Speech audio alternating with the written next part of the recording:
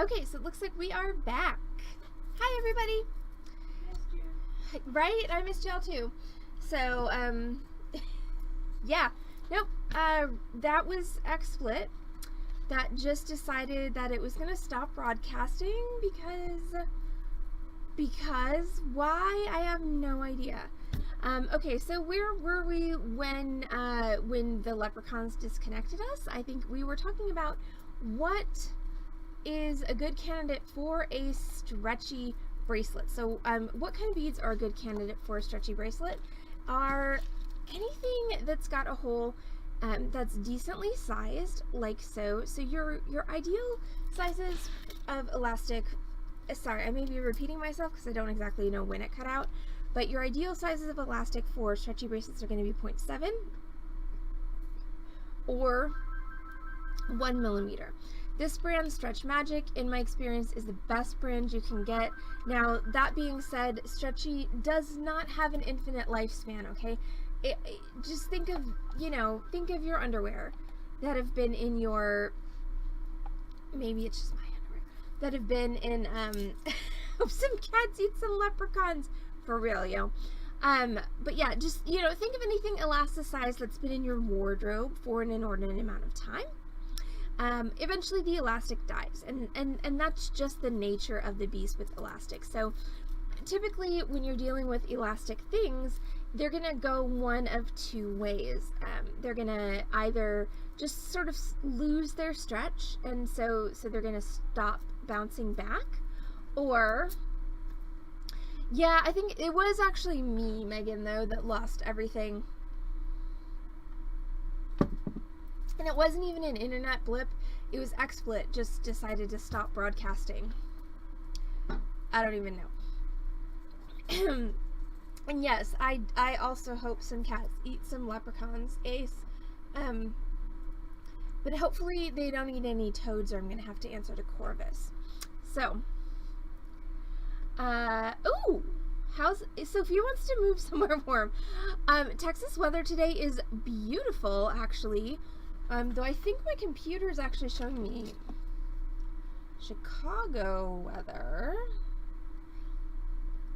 But yes, the high today, according to AccuWeather, thank you. Yes, these are my new glasses. Yeah, the high today is supposed to be 73 degrees and sunshiny. So it's quite lovely here in Texas. Yeah, so these are the ones I was saying I didn't have turquoise ones, but these are my new gold glasses. This morning when I was trying to wrangle Mamie and Ziggy to give, oh dear. Yeah, northern Wisconsin, not for the faint of heart. But yeah, this morning, while I was trying to feed Mamie and let Ziggy out and keep him from slashing my feet, I lost one of my contacts, and I was just like, I can't even, like, no more contacts today. It's a glasses kind of day. But yeah, again, northern Wisconsin. People live there for reasons that I do not understand. So, back to stretchy bracelets. So any beads that have a fairly consistent hole that will take a 0.7 millimeter elastic, preferably Stretch Magic brand, are going to be good candidates for stretchy bracelets. Now you will find that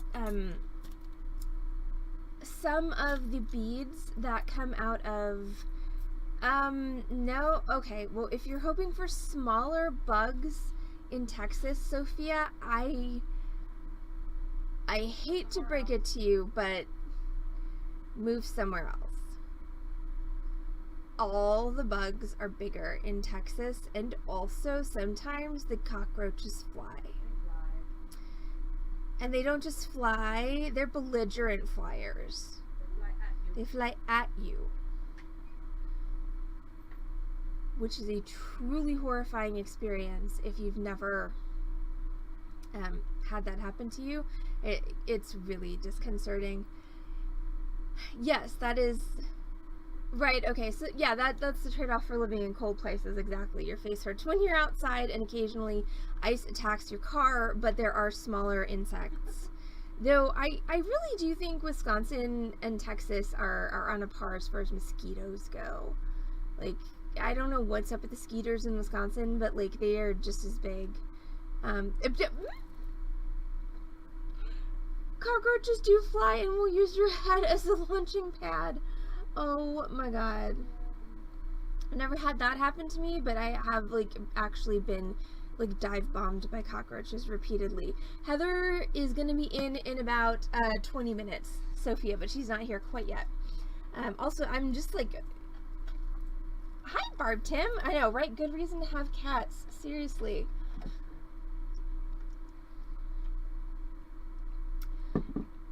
Yes, my mother is, so I have indoor-outdoor cats. My mother just has an indoor cat, and my mother keeps grouching about how the squirrels are stealing all of her flower bulbs. I'm like, well, I got a good squirrel deterrent system going in my yard, so all my bulbs are still in the ground. Ziggy likes to hunt cicadas, not so much cockroaches, and Mamie's thing is obviously reptiles, because I've had to rescue several lizards and snakes from her in the past couple weeks. So anyway, so round beads. Okay, so here's, now that, sorry, I digressed because we were talking about bugs, but so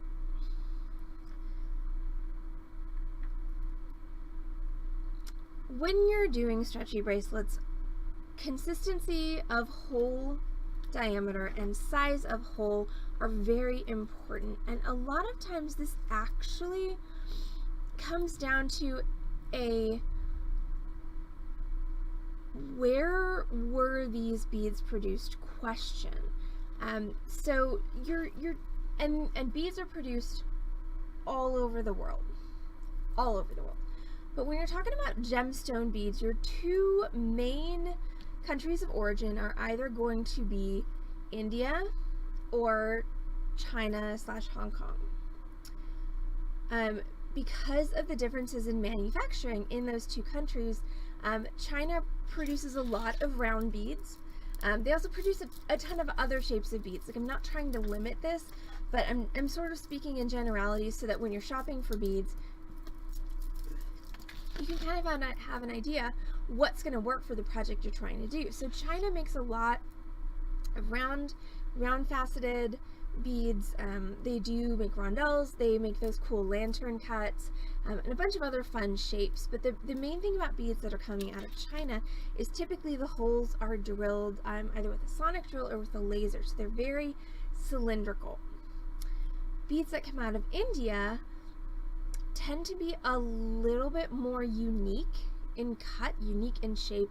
They're, you've got these beautiful, like, hand polished, hand faceted rondelles. Like, you get some really beautiful work out of India, because most of what comes out of India is done by hand, whereas most of what comes out of China is done by machines, CNC machines, lasers, etc.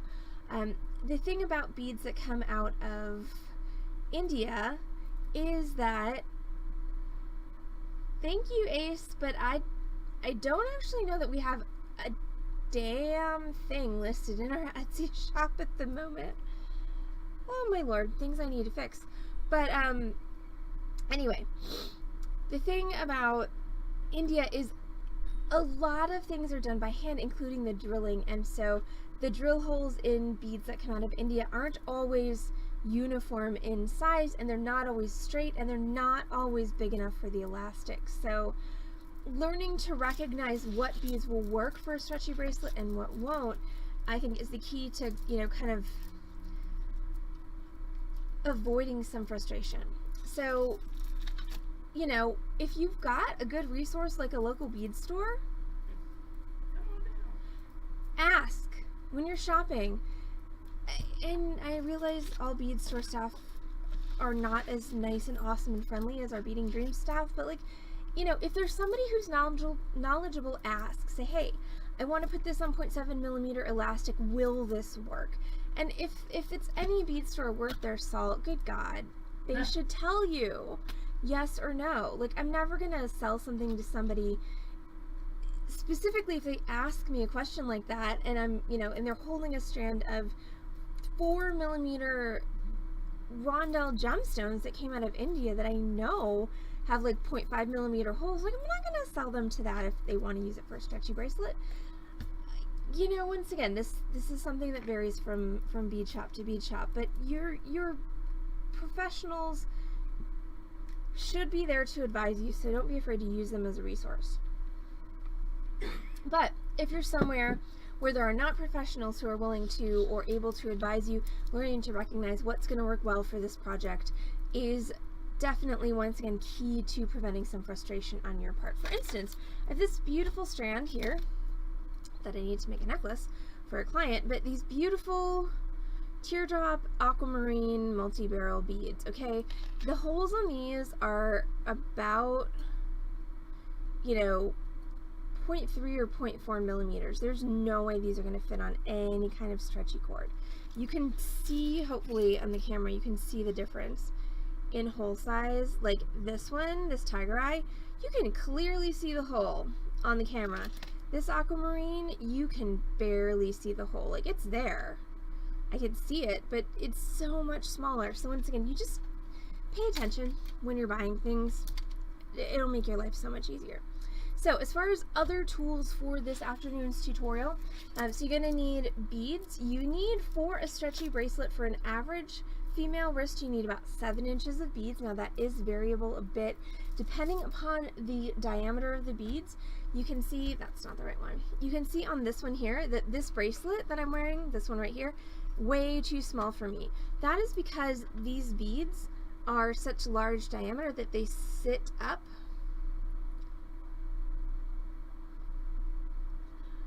Well, look at that.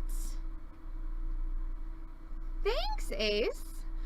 So they sit up far enough on my wrist that this bracelet, which, to be fair, I didn't string for myself, I strung for a client, is too small for me. So you need to make sure that you compensate for bigger beads by making your bracelet a little bit longer. But 7 inches is a good kind of just median length to plan for. So for each bracelet you plan to make, and I'm going to make a grand total of 1 bracelet tonight, or this afternoon, you need 7 inches of beads. Now, if you don't want to see your knot, so if it is important that your knot be hidden, the way you'll do that is you will plan 1 bead into your design that has a big enough hole to pop the knot inside of it, okay? Because these rutilated quartz beads do not have a big enough hole to hide a knot. Like if you think, if I take this, I tie it in a knot, there's no way it's gonna fit inside there. So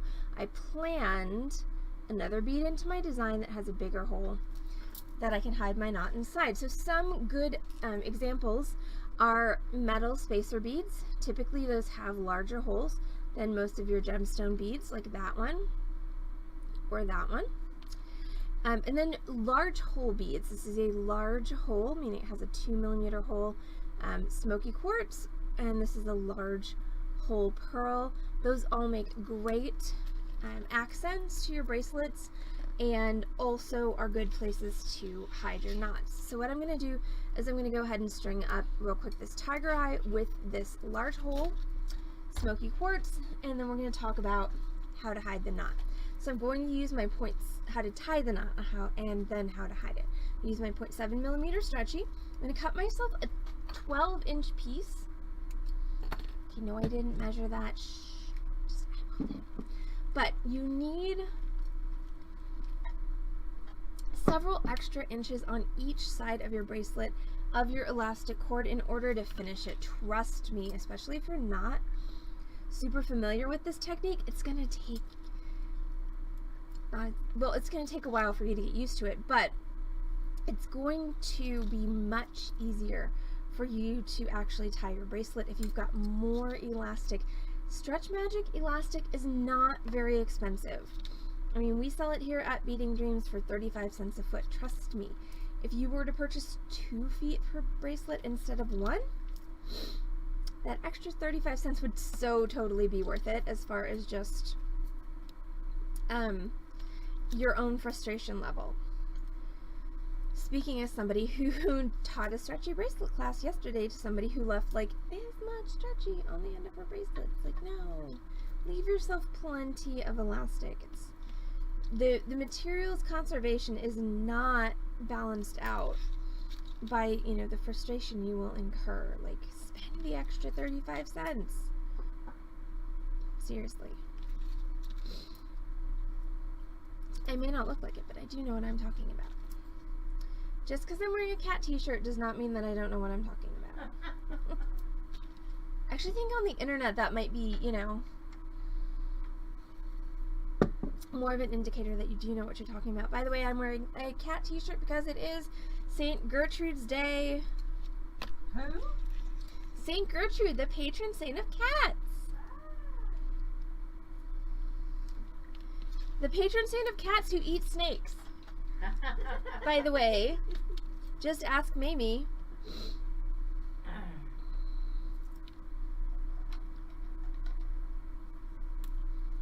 Though to be fair, I haven't actually ever seen her eat a snake. Right. She just likes to carry them around and then murder them. In the face and all the other parts.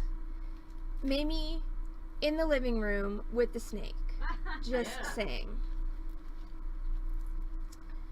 So I've alright, so I've got my 7 inches of beads that are strung, and notice I have ended with my large hole bead.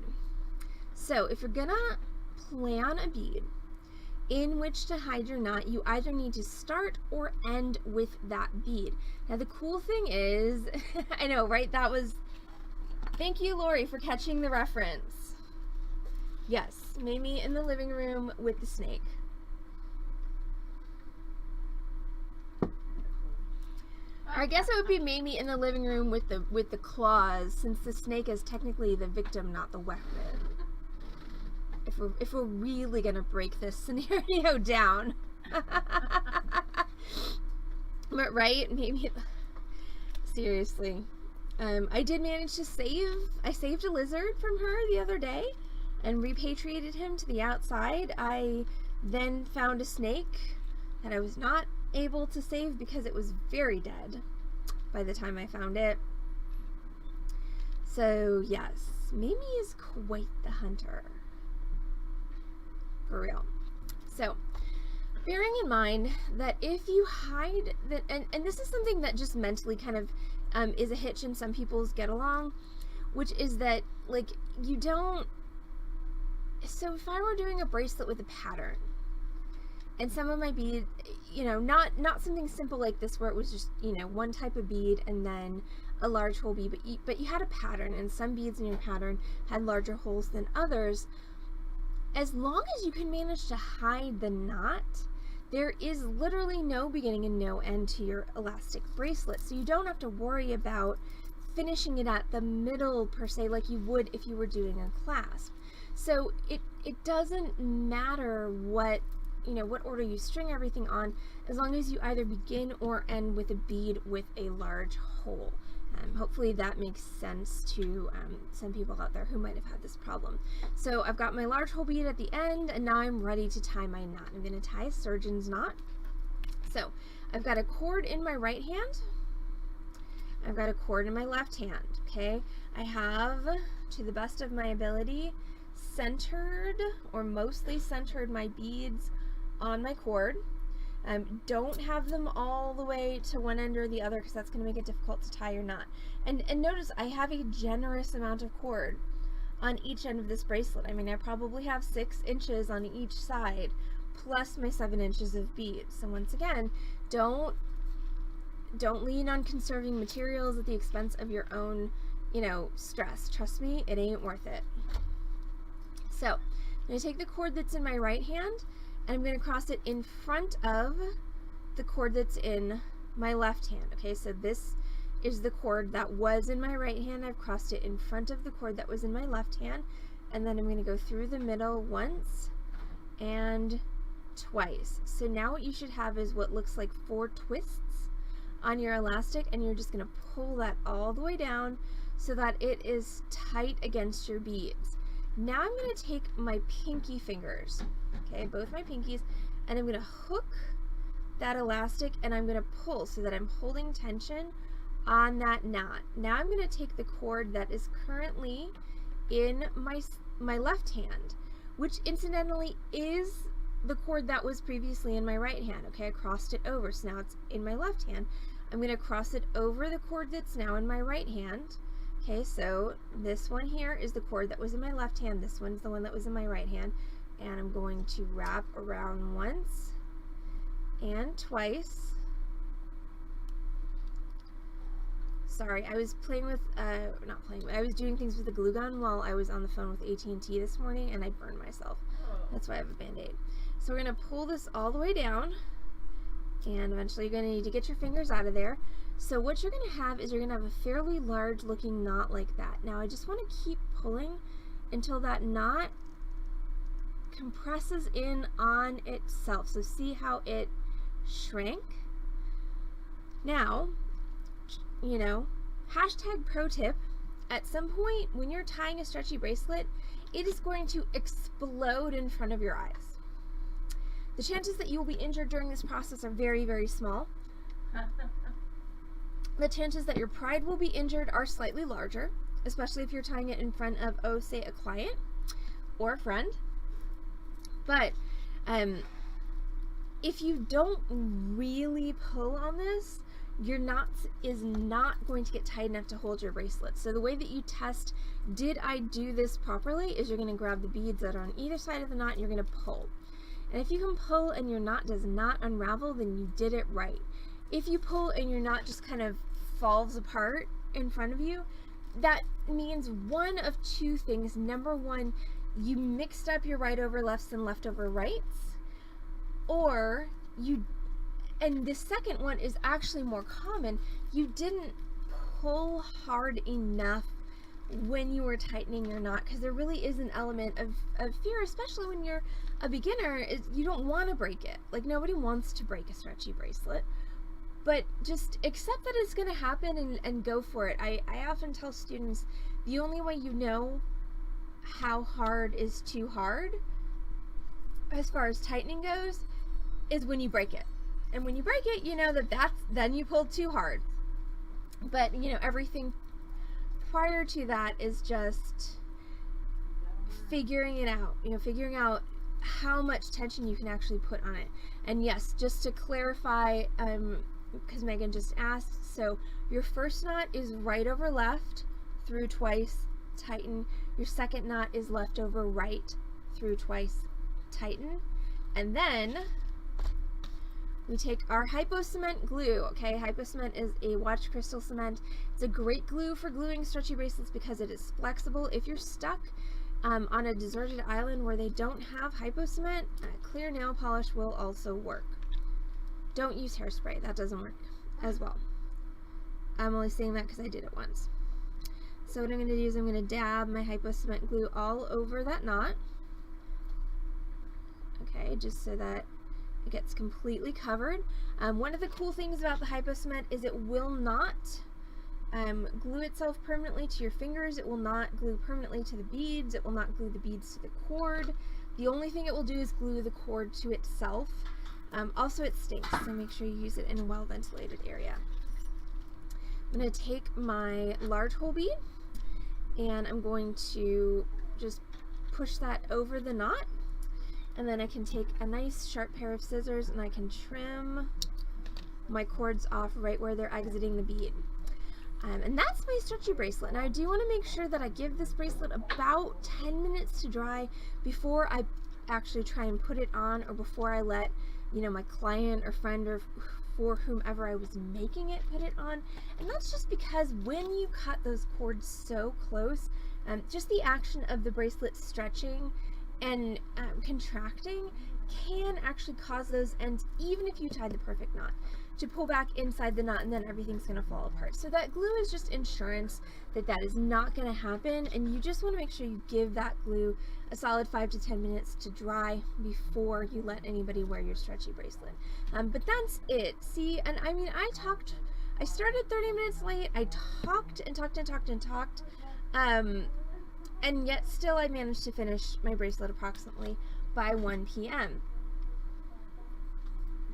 So Megan asked another good question. With the first knot stretched it a bit tighter than the desired diameter.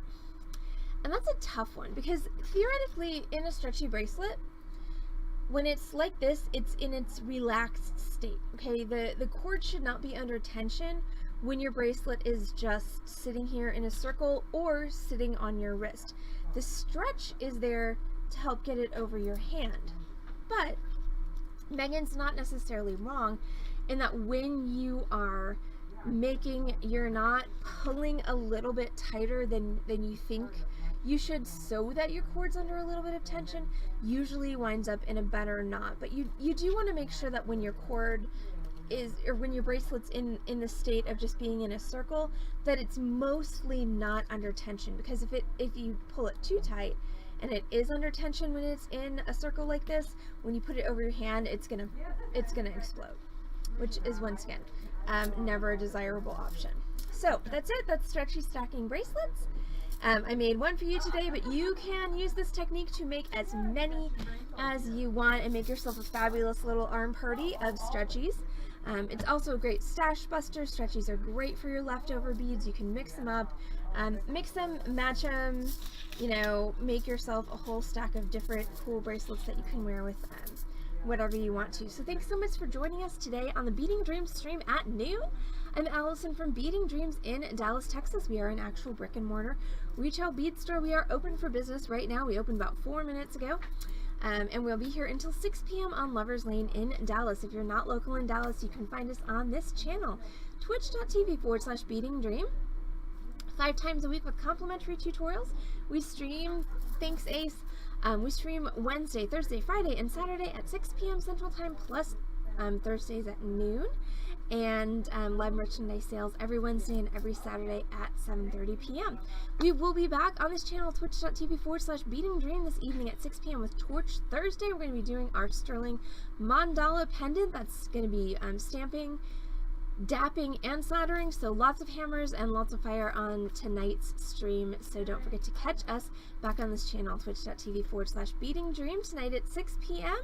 And for all of you who are looking for some weird people to hang out with on a Friday night, we will be on Zoom tomorrow night, Friday at 6 p.m. With our crafty cocktail time. If you want that meeting info, go ahead and email us, beadingdreamsdallas@gmail.com, and we will send that to you. So everyone have a great Thursday afternoon, and we will see you back on this channel, twitch.tv/beadingdream this evening. Bye!